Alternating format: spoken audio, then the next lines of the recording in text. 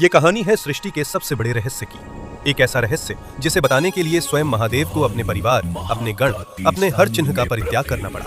पर नियति देखिए, जिस रहस्य को उन्होंने सबसे छिपाया उसे दो साधारण पक्षियों ने सुन लिया और अमर हो गए। ये कथा आरंभ होती है माता पार्वती के एक प्रश्न से। उन्होंने महादेव के गले में मुंडमाला देखकर पूछा, हे स्वामी, आप अमर हैं, पर मुझे हर जन्म के बाद नया शरीर धारण करना पड़ता है और फिर से आपको पाने के लिए तपस्या करनी पड़ती है।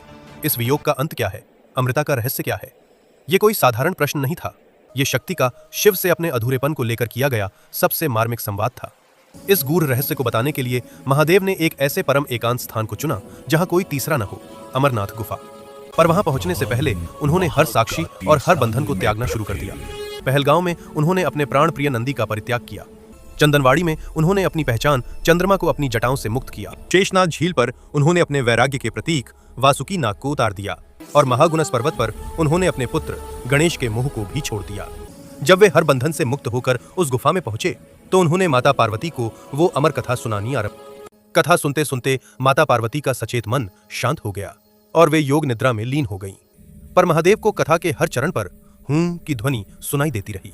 उन्हें लगा कि पार्वती ही सुन रही हैं। वास्तव में उस गुफा में कबूतर के 2 अंडे रखे थे। कथा की दिव्य ऊर्जा और मंत्र ध्वनि से वे अंडे समय से पहले ही फूट गए और उनसे एक कबूतर का जोड़ा निकल आया। उन्होंने उन कबूतरों को जीवन दान दिया और वरदान दिया कि वे युगों युगों तक इस गुफा में शिव और शक्ति के शाश्वत प्रेम और उस अमर कथा के जीवंत साक्षी बनकर निवास करेंगे।